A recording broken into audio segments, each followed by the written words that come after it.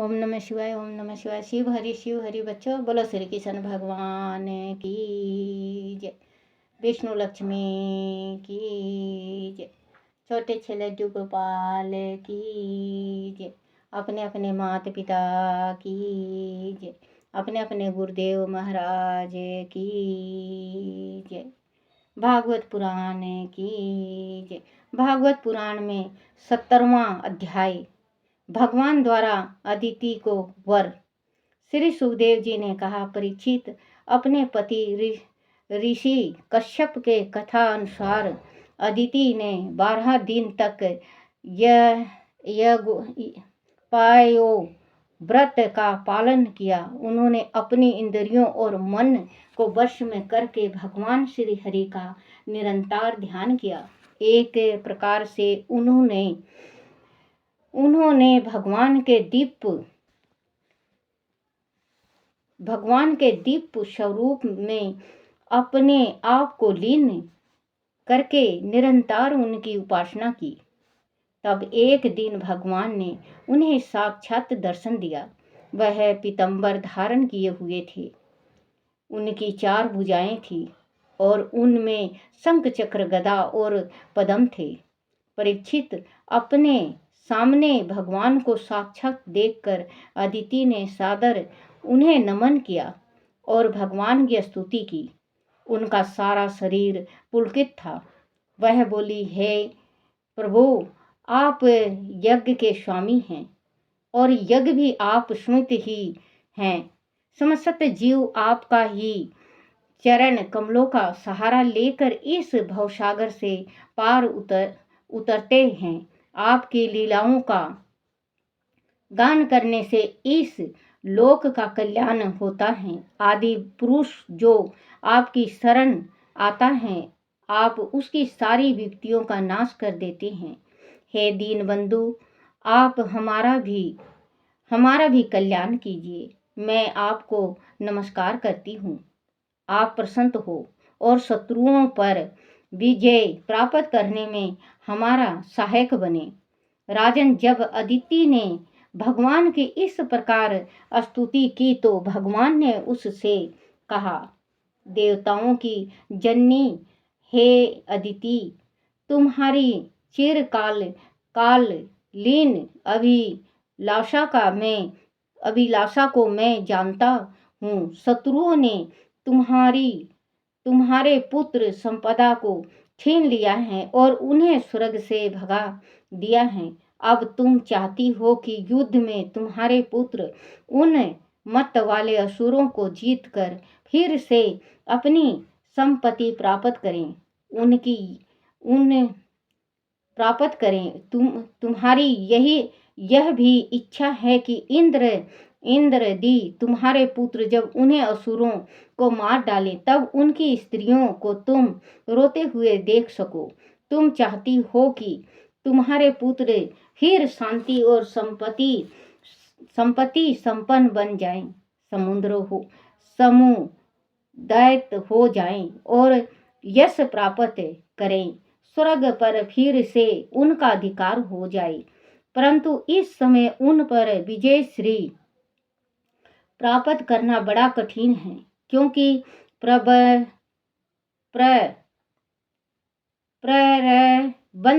प्रबंध और ब्राह्मण उनके अनुकूल हैं। इस समय यदि उनसे युद्ध किया गया तो उससे सुख और सफलता मिलने की आशा कम है।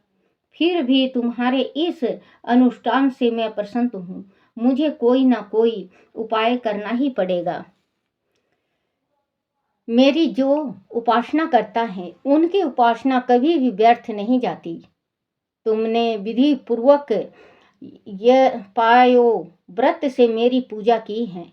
अंत में अंश रूप से महर्षि कश्यप के द्वारा तुम्हारे गर्भ में प्रवेश करूंगा और संतान बनकर तुम्हारी संतान की रक्षा करूंगा।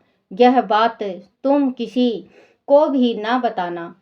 देवताओं का रहस्य जितना गुप्त रहता है उतना ही सफल होता है।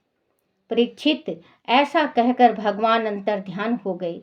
उस समय अदिति यह जानकर बड़ी प्रसन्न हुई कि भगवान स्वयं तो उसके गर्भ से जन्म लेंगे। वह बड़े प्रेम से अपने पति की सेवा करने लगी। उचित समय आने पर अदिति ने गर्भ धारण किया। तब ब्रह्मा जी को भी योग बल से पता चल गया कि भगवान अदिति के गर्भ से जन्म लेंगे। ब्रह्मा जी ने प्रभु की स्तुति में कहा, हे संग्रह समग्र कृति के आश्रयदाता भगवान, आपकी जय हो। आप अत्यंत शक्तियों के आदिष्टता हैं। आपको मैं नमस्कार करता हूँ।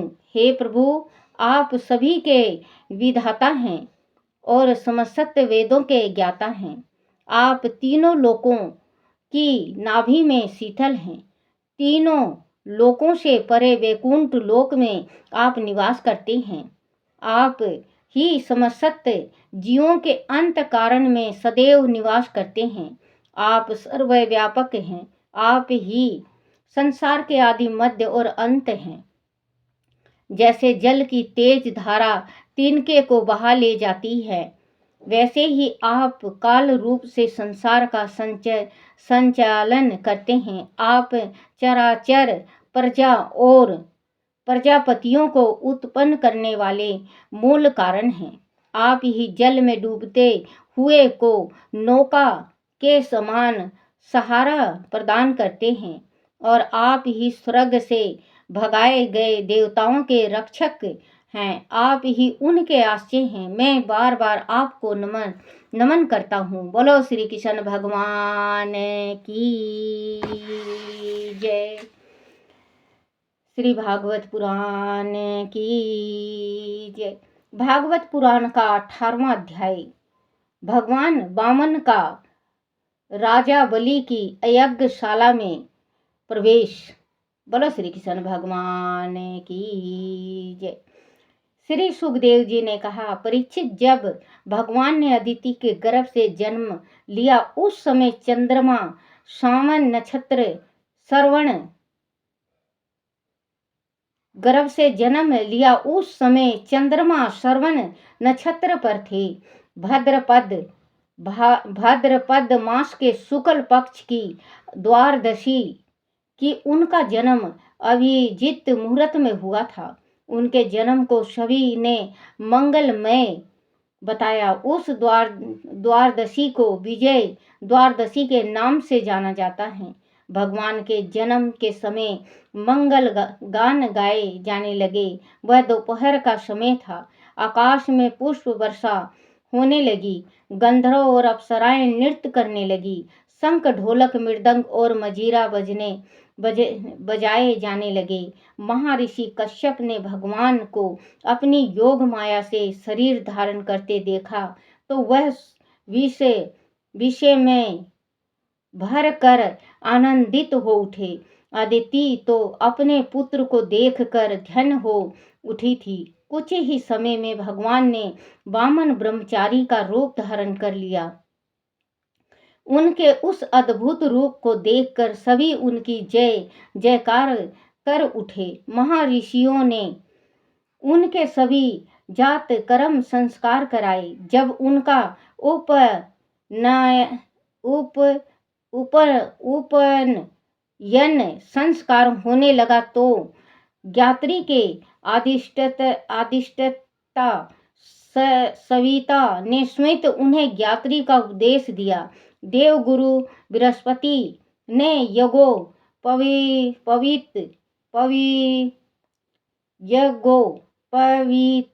पवित दिए और महर्षि कश्यप ने उनकी कटी में मेघला बांधी।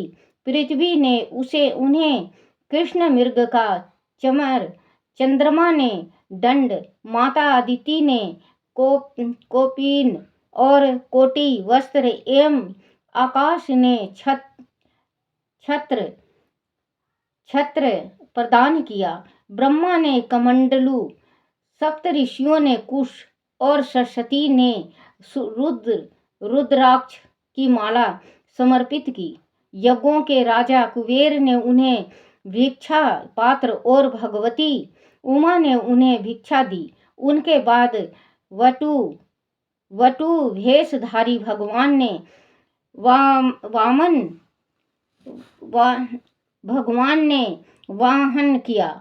परीक्षित, उसी समय उनसे कहा गया कि दैत्यराज बलि भृगुवंशी ब्राह्मणों के आदेश अनुसार अश्वमेध यज्ञ कर रहे हैं, उन्हें वह जाना चाहिए। भगवान वामन ने तत्काल वह की यात्रा की।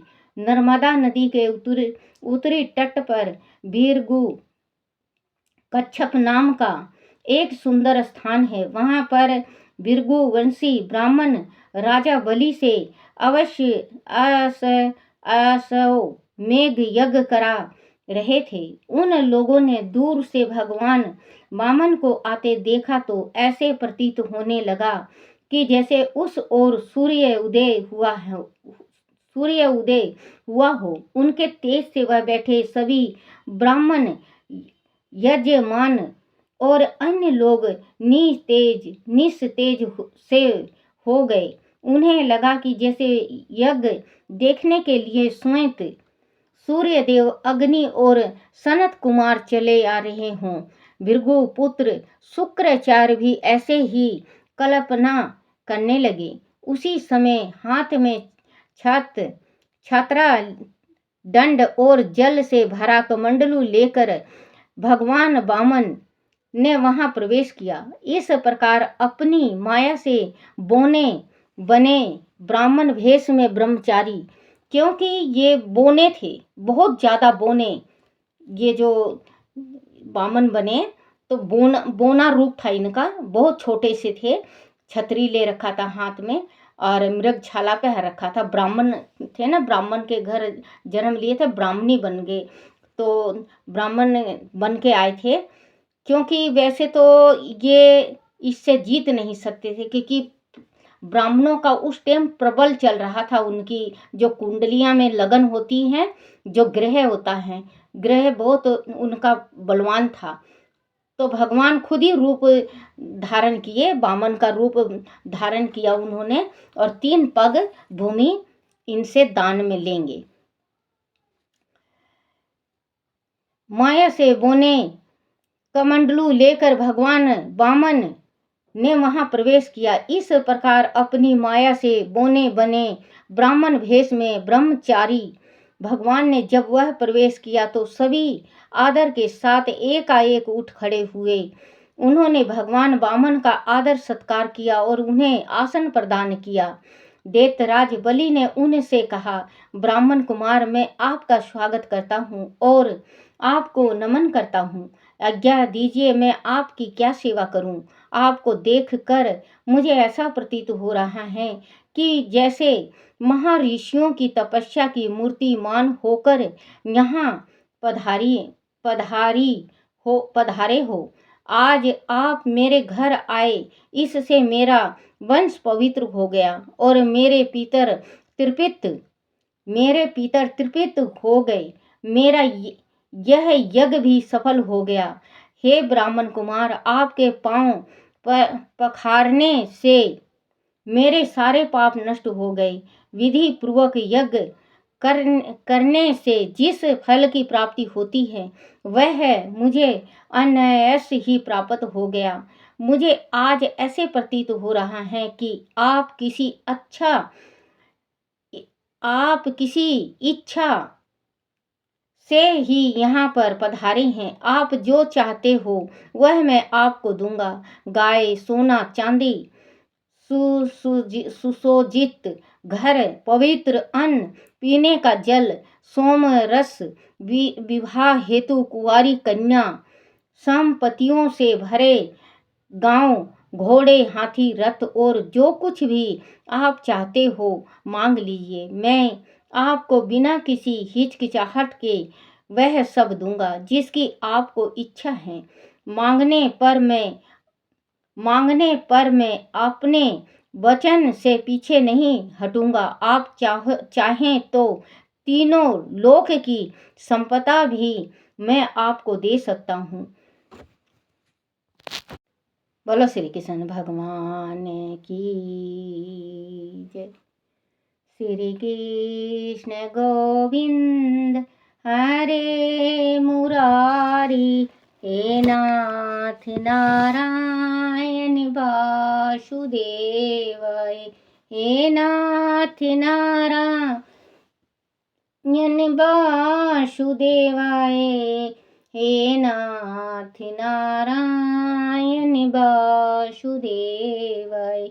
श्री कृष्ण गोविंद हरे मुरारी, हे नाथ नारायण वासुदेवाय। बोलो श्री कृष्ण भगवान की जय। अपने अपने गुरुदेव महाराज की जय।